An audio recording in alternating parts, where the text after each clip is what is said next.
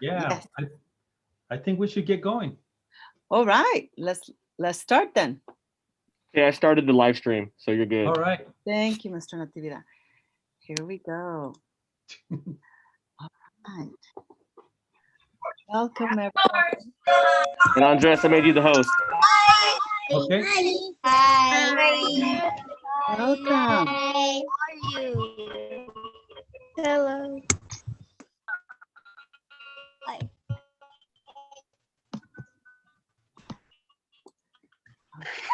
All right. Hey, Hello. hello again. My name's Andres Martinez. Remember me? Hi. Hey, welcome to Destination Space 2021. Remember, we started in February and we took you to Mars. All these incredible scientists and engineers came in, talk to you about what they do and the role that they played in the Mars 2020 program. Remember that? Perseverance, ingenuity. And then last month in March, all these amazing scientists and engineers also came and told you about going to the moon. They talked to you about the rockets, the new spaceships, the new astronaut suits. And now we're gonna focus on our beautiful planet Earth. So today we're gonna have our first presentation, and we have 9 presentations total this month. All right, so let me introduce the group that's presenting today. So today we have Valley Water, and the Valley Water Education Outreach Team is here to talk about how to discover, how to turn a piece of paper into a 3D map with mountains and valleys. So today we're gonna be creating watershed maps, okay? So everyone, please pay attention. Today we have a really interesting activity. We have Mr. Trevor, Miss Janet, and Miss Mara from Valley Water. So remember, we only have one rule, okay? We have these incredible talks. Only one rule: we all have to mute our mics so that they can present to us and tell us what they do. And today we're gonna have a really nice activity, okay? So let's all mute our mics, including myself. Oh, I'm muting. And Valley Water, Miss Mara, Mr. Trevor, please go ahead and welcome. Let's get started. Great. Thanks, Andres, for having us, and thanks, students. It's so wonderful to see all of your faces. My name is Miss Mara, and I'm from Valley Water. One exciting thing, though, I used to work for NASA. So right next to Andres, they actually have an education center. So I used to work for NASA Education. And like your teachers, I taught in the classroom too. So just want to let you know that with education, you can go anywhere. And now I work for Valley Water, and I'm really excited to help bring water education to students as well, too. So you might have seen our logo out in the community. This is our new Valley Water logo. It represents that clean water, a healthy environment, and our flood protection. So that's what we do at Valley Water. Those are our important jobs. Like I said, clean water, flood protection, and healthy ecosystems. So my job, Mr. Trevor's job, Miss Janet's job, our job is also to educate the students and teachers of Santa Clara County. And we're so excited to be with you here today. This is what our team looks like. We used to be in the schools, but like you, we're Zooming. And so we're really excited to be able to bring you this virtual presentation. We're really excited that Mr. Martinez has brought us here to Zoom with you for NASA today for Destination Space. So I just want to make sure that we have our materials check. You're probably used to this if you've had astronauts and engineers already working with you, but we're going to do a quick materials check. You want to make sure that you have your piece of paper, that you have your water-based markers. Now, we recommend a blue, a brown, a green, a red, and an orange. But if you don't have those colors, it is okay. You can still participate in this activity. Just have some markers that you can use. We want you to have a bowl of water or a cup of water so you can simulate that precipitation later on, and make sure that you have a tray or a mat or a paper towel or something to wipe your hands with, okay? All right, so just want to make sure we have a materials check. Can everyone give me a quick thumbs up so I can make sure I can do my visual materials check that you have the things that you need. All right, I'm seeing those thumbs up, Mr. Trevor. Looks like we are good to go.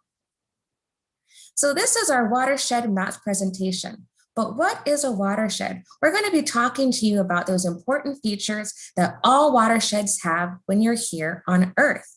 And just to let you know, no matter where you go on Earth, you are actually in a watershed. So in this picture, you will see a creek. You see some trees, some vegetations. If you look off in the distance, you can see a hill or a tall mountain. This is a nice picture of a watershed. And this is what we normally think of when we see a picture of a watershed, right? A nice natural outside natural scape. But did you know that this is also a watershed here? So this is downtown San Jose. And here in downtown San Jose, there is a river that runs through the downtown. And it is called the Guadalupe River in downtown San Jose. And you can see that nice rainbowed line there. That is a line of where the river is running. So right through those trees, if you've ever been to the Children's Discovery Museum, you have been standing on the banks of that Guadalupe River. So a watershed is an area of land where all the water that is under it or flows through it collects into the same place. So this could be a river, a bay, or an ocean. Here in Santa Clara County, we actually have 5 watersheds. I'll talk to you about those a little bit more, but there's 5 watersheds in Santa Clara County. The main features of the watersheds are tributaries, precipitations, and those areas of land that can be flooded when it rains. All right. So we're going to make our watershed, but before, like I said, I was a teacher before, so I'm going to give you some vocabulary words. Our watersheds start with precipitation. So that's the rain, the hail, the sleet, or the snow that falls to the ground. And those usually fall there on the headwaters or the tops of the mountains. So if you're here in San Jose, I know some of you live in East San Jose, right? So the top of our mountain would be over at Mount Hamilton. And we've probably seen some snow on Mount Hamilton this season, you know, a lot of rain there. So that's where our headwaters would begin. And then our waters would flow down through those tributaries, or those small creeks and streams that join together. The big word for that is a confluence. They join together into an area like an estuary or our bay. So if you go out to Aliso, you can see the bay there. The area of land that's inside is called the floodplain. So that's an area that can be flooded when it gets a lot of rain. And lastly, all of the watersheds are defined by our ridge line. So those keep one watershed defined from another. And as I said, here in Santa Clara County, we have 5 watersheds. Okay, well, I've done my teaching. That's my big job. You've got that vocabulary. Now let's get in and let's start making that watershed together, okay? So again, materials required, we want to make sure you have that piece of paper, those markers, your bowl of water, and a plate or a tray, and a paper towel for your hands.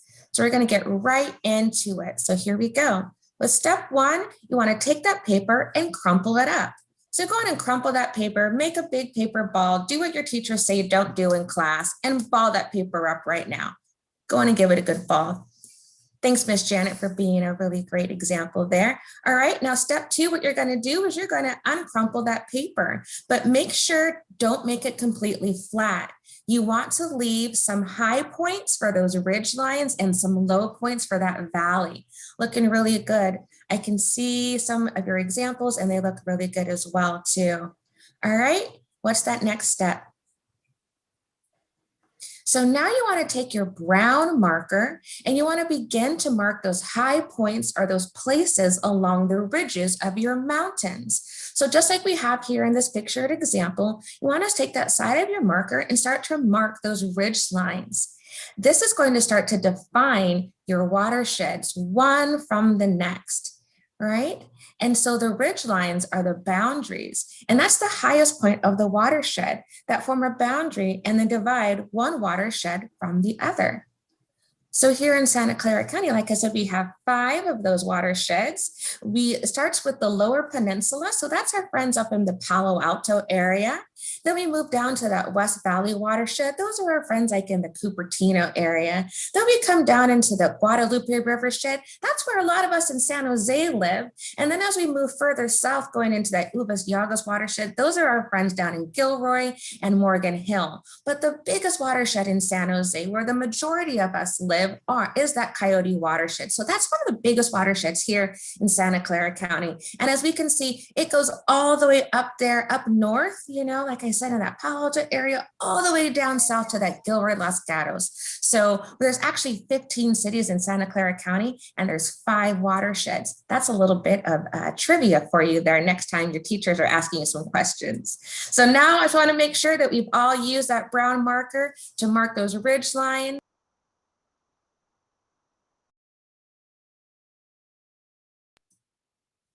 Oh, sorry, I got muted there for a second. We're going to move on, keep on going to our next step. So what we're going to do now is you want to start to add where precipitation. So we talked about that, right? That's where that water, the sleet, the hail, the snow that's raining down. So you want to start to mark some precipitation on your map. So take your blue marker and begin to mark and predict where you think that water is going to flow.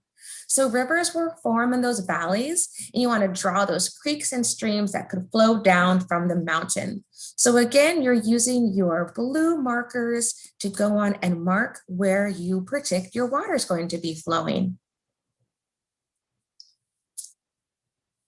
And there's many, many creeks and streams here in Santa Clara County. Valley Water helps to manage 275 miles of creeks and streams. And those are usually on public spaces. So that means that you and your families can go out and you can see those creeks near your home as well too. So the nearest creek to my house is Canoas Creek. I happen to know that. And we really like all of you to be creek detectives, to go out and find the name of your nearest creek. And maybe you want to take a picture of it. Is there water flowing in it? Do you see any animals or any plant life, any vegetation? So I really want you to go out and start to explore your neighborhoods and find your nearest creeks as well. All right, what's that next step? So the headwaters, like I said, are the places where our streams begin. I really like this picture here. This is the Klamath Mountains. This is actually where the headwaters of Santa Clara County start, because we are importing water from other places around California. So the Klamath Mountains are a little bit out there by that Sacramento area. But as you can see, they have all that snow, which is really great because that snow melts and turns into melt, and it turns into that runoff that we get in our streams. And it actually turns into that fresh water that we are able to provide to your homes. And that all starts at the headwaters.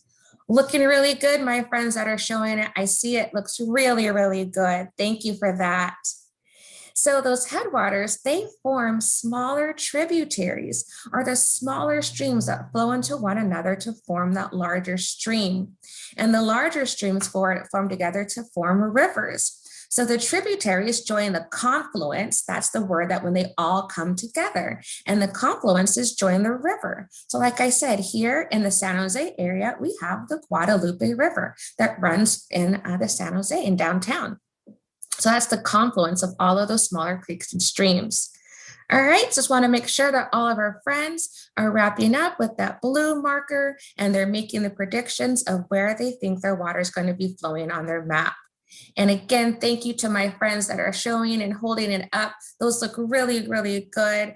Thank you again so much for that. All right.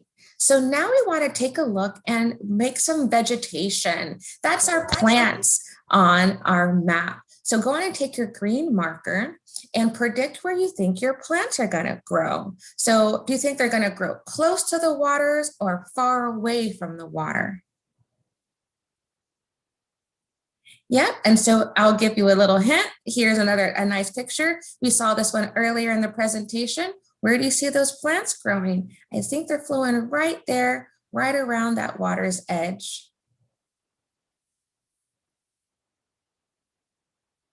All right, and I'm actually going to turn it over now to Mr. Trevor, who's going to continue on with the presentation.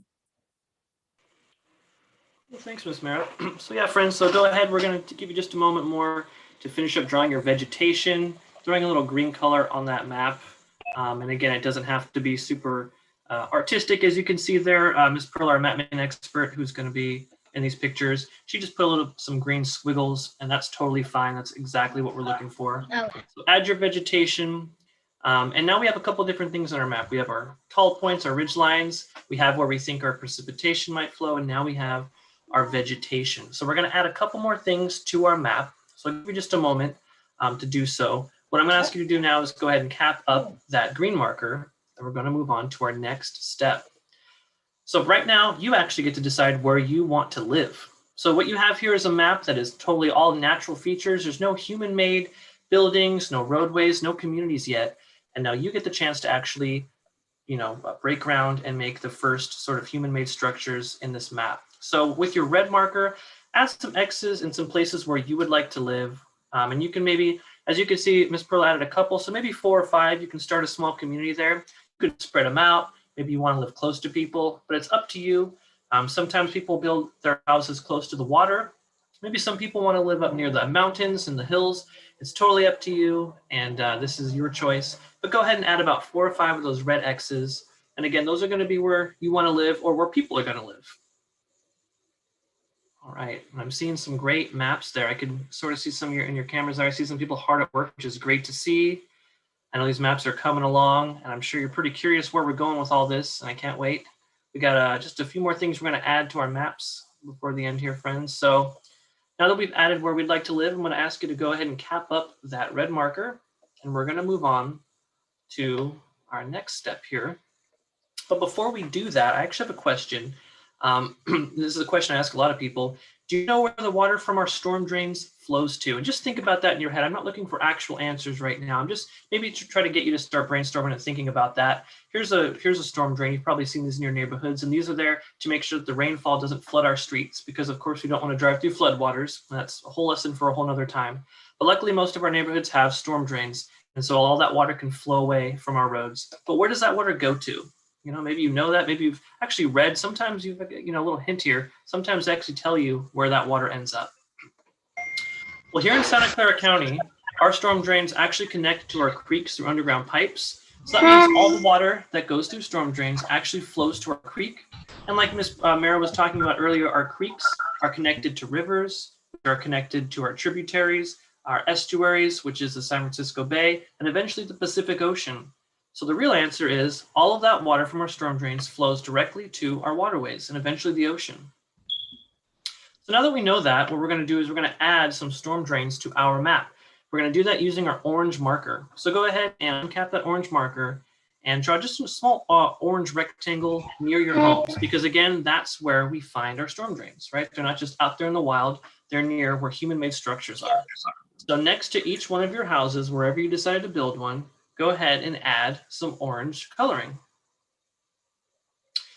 And as you can see here, I think this is actually Miss Janet now in these photos.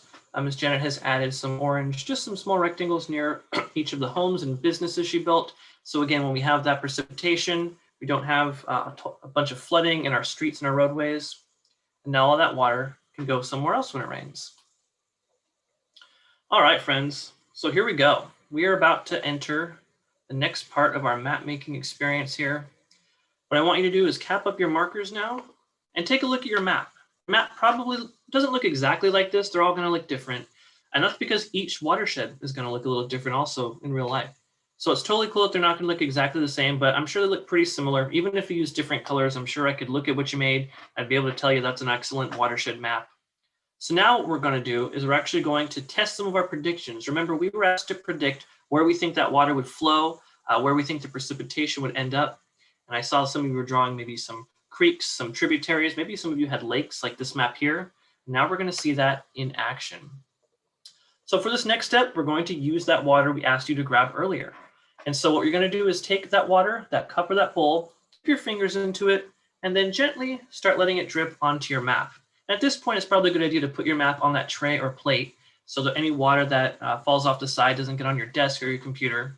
And I want you to just kind of maybe do that maybe 5 or 6 times, just enough to make sure that each part of your map has had some precipitation. Because again, right now, all the people who live there, all the businesses, homes you built, they're experiencing rain, right? Just like we do in the county. And so we want to make sure that each part gets some precipitation. And as you're doing that, I also want you to make some observations. I want you to take a notice of where the water's flowing. I want you to take notice of what's happening to the colors on your map, because I'm actually going to ask you some questions here in a little bit. So make sure you have your observations ready to go. And again, I'll let you go ahead and start adding some precipitation to your map. And remember, these are paper maps, so they might get a little weak with the water on them. So no need to hold them up and show me. If you want to angle your camera down to show me, maybe that's a good idea. But again, I want you to keep them down flat on the ground. And at this point now, they're probably going to get kind of wet. So you might notice they get a little soggy. That's totally fine. I just want to make sure we have some precipitation on our maps. Every little part gets some precipitation. I saw some people really storming on their map there, which is awesome. I see some people grabbing some water. Perfect. So I'll give you just a moment more to experience some precipitation on your map. And again, what I really want you to do is make those observations, right? It's not just that I want the maps wet. I want you to see what's happening. I want you to have some of those observations ready, right? These are some things we do at Valley Water. We make 3D models of things, usually on computers, but I'm sure in the olden days, they probably used actual physical 3D maps. And we make predictions, we make observations. And because of that, we can make different choices about water in our county. So you're doing some science that people at Valley Water actually do as well. And part of science, of course, is making observations and doing tests. So that's what we're doing right now. So now that our maps have had some water, and you've probably had some time to make some observations, I'd love to hear from you. And I have some questions. And of course, these are a bunch of questions, and I don't maybe necessarily need everyone to answer each one of these in order, but maybe just pick one or two that you think you're interested in, or maybe you have a really great answer for. My first question is just very generally, what did you observe? My second question is, how did the water flow? I also want to know, where did the water end up? And also, what happened to the orange squares that represented your storm drains? And you can see here, I have a picture of a wet watershed map. And this is the effect we were kind of looking for. We wanted those marker colors to run and for them to start moving into one another. And so I'll ask your teachers now, if you'd like to share, you can raise your hand, or maybe if the chat box is active, we can take a look at that too. But I'd love to hear from you about what happened with your maps. So anyone who wants to give me some feedback or answer some questions, I'd love to hear it. All right. And I see some hands up. I can call on some people as well. Nora, I see your hand Okay, it up. looks like Jiro has his hand up. If you want to show us what happened to your map, what did you observe?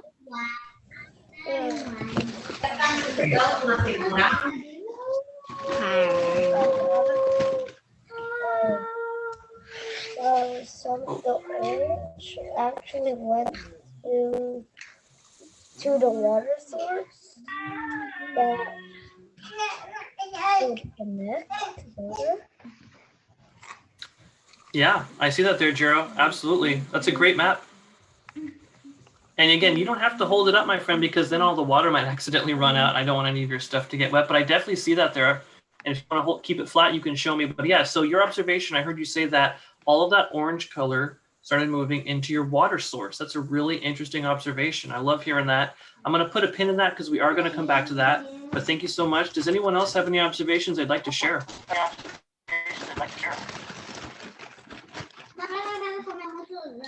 I see Chevelle.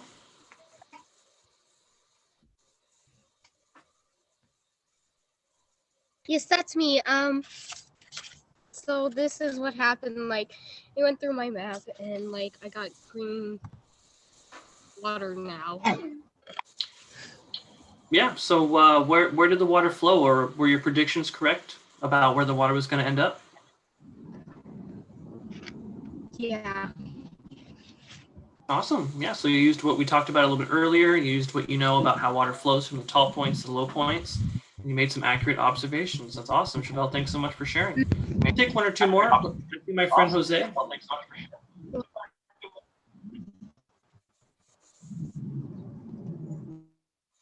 Mr. Jose. Yeah. When it rained, it went to my lakes and the storm drains. Okay, so you had some lakes too. And what happened with your storm drains? I'm sorry, I'm not sure I heard. The storm drains started to like fade out. The color started to fade away. But Interesting. the house that much, the houses. So did you notice where the orange color went? You said it faded away, but did it travel somewhere or did it just get lighter? It traveled to the creeks. Awesome. Thank you so much, Jose. So I had some really good observations there, friend, and I want to make sure we have some time at the end for questions too. So if I didn't get to you, no problem. I will have some time at the end. But what I did hear are some really great observations. I heard some people say that they made some predictions about how the water would flow, and they were correct, which is great. You're using that knowledge of how the water flows from our headwaters to the lower points. And I also heard two people make a really interesting observation about those storm drains, and that's what I'd like to talk about next. I think the general idea was that some of those storm drains, some of that orange color flowed into the water. And you can see that here on this map as well, that we have an example of. These orange colors here are flowing into these creeks and these streams. And we're going to talk about what that represents and what happens in the real world, not just on our maps that we created here. So great job, friends. You can set those aside, or you can keep, I see some people storming on them still. That's totally okay. But I do want to tell you a little bit about why we did this and what it means for us here in the county and in the real world. So it's important to know about our watersheds, but why is that? And I have some pictures here of some different areas around our county that are near watersheds and that are part of our natural environment, and of course our human environment as well. And of course, like Ms. Mara said, watersheds are where we live. We all live in a watershed. So even if you don't think it's important because you don't live in a watershed, I got news for you, you do. No matter where you're at in the world, watersheds play an important role in our lives. Because what happens in our local watershed, that affects our local water supply. That affects how much water we have. And of course, we want to make sure we have enough fresh, clean water. So what can we do to help protect our watershed and make sure we have enough water, not just for us, but for all the nature that occurs in our county also? Well, first we'll talk about those storm drains, right? And those storm drains are a great invention. They allow us to not have so much flooding on our streets, and they're a really good idea. However, sometimes, depending on what's going on around the storm drain in the local community, they can have some negative effects too. So these are your storm drain outlets. And you notice that your orange color ran from where you built the storm drains into your local creek. Well, the same thing happens in the real world. Just like we talked about, all that water goes directly into creeks and streams here in our county.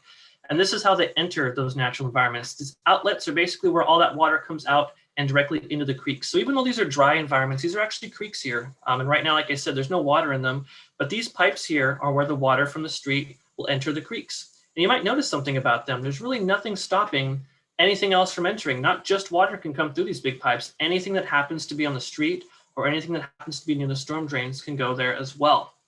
And so unfortunately, sometimes we have our environments that look like this.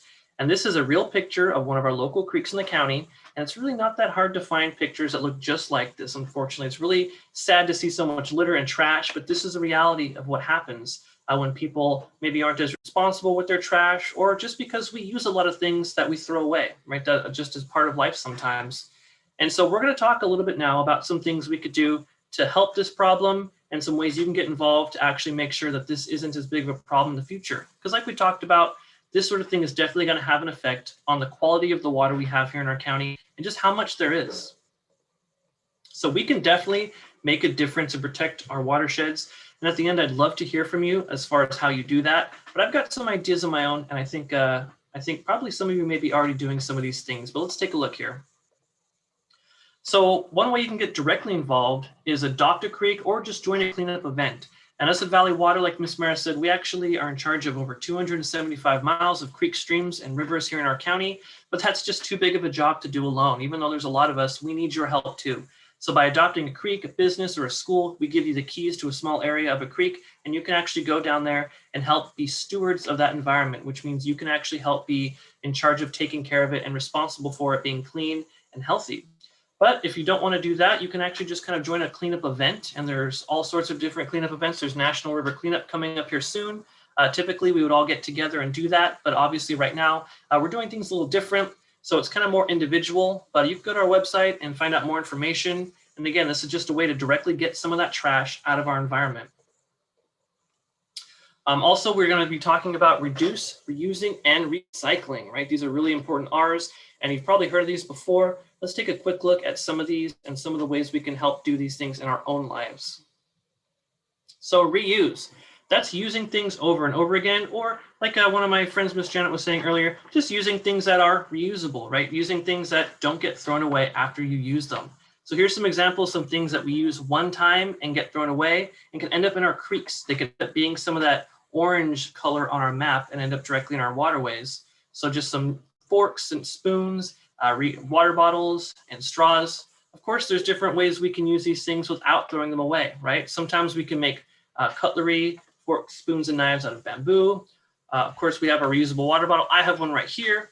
I hope you do too. I see that a lot every time we do this activity, which is awesome. And even straws. Personally, I don't need a straw when I drink, but if I really ever wanted one, or I knew someone who really did, they even make metal straws that are reusable. And these things don't end up in our environment, and they don't end up as trash or litter, right? I'm not going to throw these things away after using them just one time. Also, this is my favorite one. This is refuse. Refusing means I'm just not going to use these things in the first place. So if these things never enter my life, I never have to worry about what do I do with them.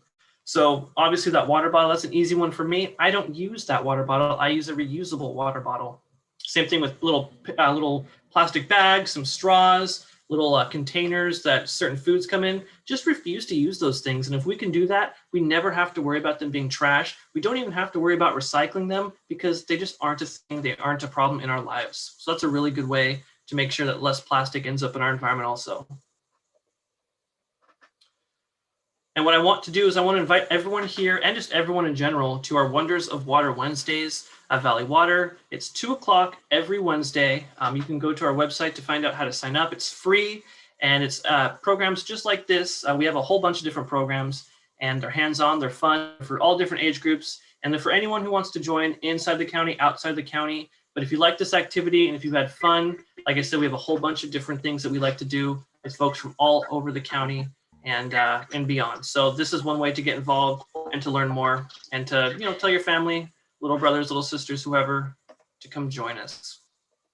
And what I want to do is I want to thank everyone here for being a great audience. Everyone was super respectful. I saw some really cool maps, and I'm looking at the time right now. I even have a little bit of extra time, which is awesome. So what I'd like to do is I'd like to open it up for questions, or I know I didn't get to everyone who wanted to tell me about their map. So now's a great time to do that. I'm going to take a quick look at the chat. Oh, I see Nora's holding up her map. That looks great, Nora. I love it. All right. I see some other people holding up maps too. All right. Awesome, friends. So Matthew, you had something you'd like to add, friend? Do maps help us know where we are going? That's a great question. Yeah, so we're making a watershed map, and this map maybe isn't going to help you find directions, but we use these maps to help us make decisions about water, where it ends up, and what we could do to make sure that there's enough water for everyone in our county. But you're right, usually maps are there to make sure that we know where we're going or where neighborhoods are or how to get from one place to another. So yeah, that's a different use for maps. So you're right, sometimes maps are used for different things. It says 2 of my friends raised their hand. Let's see, Matthew, that's one of them. And then I think my friend Jose. Do you have your hand up there, friend?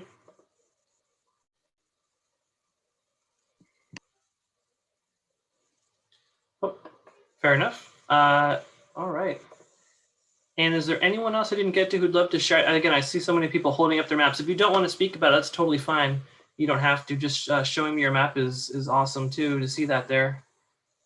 All right, I'm gonna take a quick look at the chat. I don't think I missed anyone from there either. Oh, okay, I see Chloe, looking good, Chloe. I love that map. Make sure you guys don't get water all over your computer if you're gonna hold them up. Hey, Mr. Trevor, I see Dora's hand raised, Mr. Trevor. Oh, go for it. Yeah, Dora. Nora. Oh, Nora.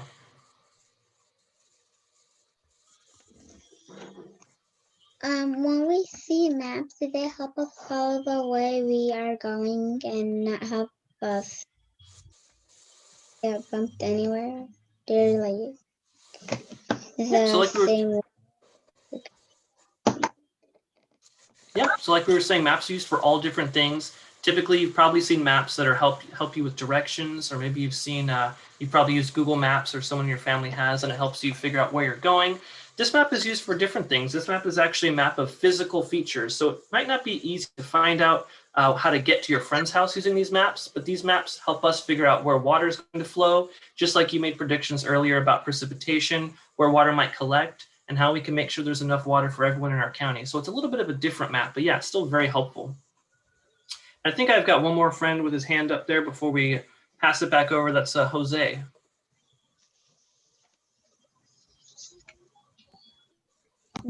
Do workers like you at Valley Water still use 3D maps, or do you use maps on the computer? Yeah, so I guess the answer is kind of both. Yes, we use 3D maps, but they actually are on the computer now. So there's computer programs we use. We have all sorts of satellites and radar that are really good at actually mapping the physical features of the ground for us. So this kind of actually making a 3D map, not exactly what we do now. We have different technology, but the same idea is there, right? We still use an interpretation or kind of an idea of what the land looks like. And from there, we use that to make predictions. So yeah, absolutely. Oh, I actually see in the chat box here, Chevelle's asking, do we reuse water and where does the water go? Wow, those are some interesting questions. I love that. So do we reuse water? Well, yes, we reuse water because the same water that's here on Earth today is the only water we've ever had on the whole planet. We always just reuse it, we recycle it, and it just goes around. Maybe you've heard of the water cycle. So yes, everyone on Earth technically reuses water. Here in our county, we even go a step further, and we do that same process using all sorts of interesting laboratories and facilities and big machines and technology. And we actually kind of speed up that process so we can reuse water even faster. And we do that at our Advanced Water Purification Center. And so kind of the idea is to take water that's already been used, clean it, and be able to reuse it instantly for all sorts of different things. So everyone reuses water. And then sometimes, like we do in the county, we actually do it a little differently. We do it quicker and using technology. So yeah, that's awesome. So I'm going to go ahead and stop sharing here. I'm going to pass it over to my friend Andres. But again, just thank you for being a fantastic audience. I see lots of different questions might be coming in, and you can send those to us via email. You can also tell your teacher, and I'm sure I'll get plenty of emails later, and I will answer every last question, I promise. So if I didn't get to you, I'm sorry, but I'll make sure that we do communicate with you and get your question answered. Yeah, this was great, amazing. So imagine today we learn about watershed maps. We learn about different ways that we can help our beautiful planet. And then also these incredible activities that we can follow up with, right? Let's all go to the Valley Water website and learn more. So there's some incredible activities that I know I'm interested in. So you'll probably be joining me on some of these. Thank you so much, Valley Water. This was a great activity. And now this is where we all turn on our cameras so we can take a group picture. All right, so everybody please turn on your cameras. Okay, we have Kevin Hoing. You gonna join us? There we go. Kevin, you still there? Huh, where did Kevin go? Okay, I think we're missing one more. Hold on a second.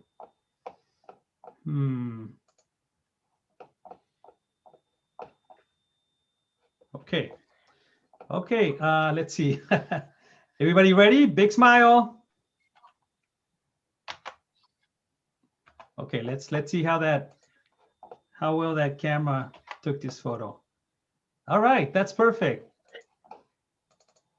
Okay, well, once again, thank you very much. Hey, can everyone help me with a virtual round of applause for today's presentation? Yes, wasn't it great? And I really love the fact that many of you were prepared and created your own maps. So thank you. All right, so now let me tell you about tomorrow's activity. So today we had Valley Water with an incredible activity and lots of incredible information so we can help our planet so that we can continue to live a really nice, safe life on the only home we have in the universe. I know NASA explores space, but today this is our only home. So we all have to do our part and take care of our planet, all right? Okay, tomorrow we have another incredible presenter. So tomorrow we have Dr. Andrea Bogomolny. She likes to be called Dr. Dre, which I love. So she's a marine mammal biologist, and tomorrow she's gonna come in and also talk about what she does at the Massachusetts Maritime Academy. And I just wanna remind everyone why NASA is doing this. So we're doing this, I'm inviting all these incredible professionals, scientists, engineers, and just everyone that's contributing to our beautiful planet to come and share with you what they do at work, because you need to start getting ready to come and join us. You need to continue doing well in school. Did everybody do their homework? Today's Tuesday. Yesterday we had homework. Did everybody do their homework? Okay, raise your hand if you did. Okay, good, good. And remember, today you have to finish all your classwork, do your homework tonight, and then you can turn on your computers, okay, and play some games. Remember, you have to start now so you can do well in elementary, in middle school, and then in high school. And then you can be ready for college, for university. And when you get to college, you can come and work with us as an intern. And when you graduate from college, you can join us as a professional engineer or scientist, okay? We need your help. This is why we're doing this, because you're very special to us and we want you to come and help us. We want you to come and help Valley Water, okay? They need a lot of help too. So we're gonna wrap it up today. Thank you for joining us. Don't forget, tomorrow at the same time, same link. We'll see you tomorrow. Thanks again, Valley Water. This was great. I loved it. And I will follow up on your website to check out the other activities. Take care, everybody. Bye. Bye-bye. Bye. Bye. Bye. Bye. Thank you Bye. so much. Bye. Bye. Bye.